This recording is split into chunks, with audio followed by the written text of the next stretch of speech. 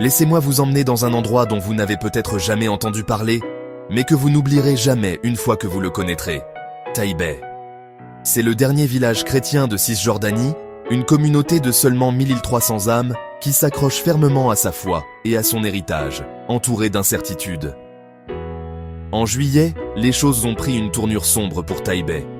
Imaginez votre village, ancien, enraciné dans des histoires aussi anciennes que la Bible, soudainement attaqué. Le 7 juillet, des flammes ont ravagé des champs près de l'église Saint-Georges du vieux siècle, l'un des plus anciens sanctuaires chrétiens de Palestine. Quelques jours plus tard, d'autres incendies ont éclaté cette fois, juste à côté des maisons des habitants. Les villageois, aux côtés des pompiers, ont lutté contre le vent et les flammes, et ils ont réussi, d'une manière ou d'une autre, à sauver leur église et leur maison. Mais le feu n'est pas la seule menace. Depuis fin juin, des colons armés ont conduit leur bétail directement sur les terres agricoles de Taïbeh, détruisant les récoltes dont dépendent les familles. Ils bloquent l'accès aux oliveraies, la sève de l'économie de ce village, et tirent de parfois même des coups de feu en l'air, juste pour intimider. Certains construisent des avant-postes illégaux et personne ne les arrête. Pour les habitants d'ici, chaque coucher de soleil apporte la peur. Ils disent « Nous nous sentons assiégés le jour, terrifiés la nuit ». Il y a un sentiment croissant que la seule loi est la loi de la force. Et le but, conviennent à les villageois et les prêtres, est de chasser ces familles, d'effacer le dernier bastion chrétien dans ce coin de la Terre Sainte. Alors, qu'a fait Taïbeh?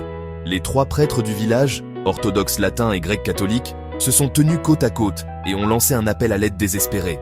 Ils ont parlé de provocation, de récoltes détruites, de lieux sacrés menacés, et ont demandé à l'Église mondiale et au monde de se tenir à leur côté. Les dirigeants ont écouté. Des patriarches, des diplomates européens, même le patriarche de Jérusalem en personne, sont venus constater la dévastation. Ils ont exigé des enquêtes. Ils ont appelé à la protection. Mais la vérité est que, sur le terrain, peu de choses ont changé. Les Nations Unies ont recensé au moins 27 attaques de colons au cours de la première semaine de juillet, seulement en Cisjordanie.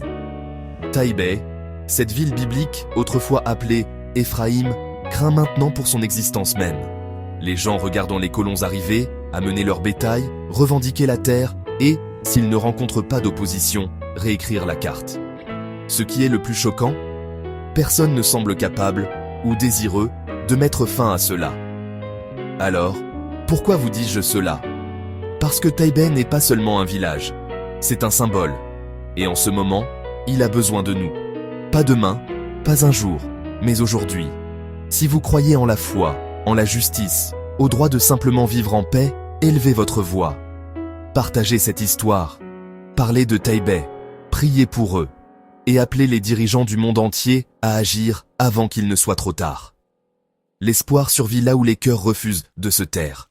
Soyons l'écho que Taïbeh a besoin d'entendre.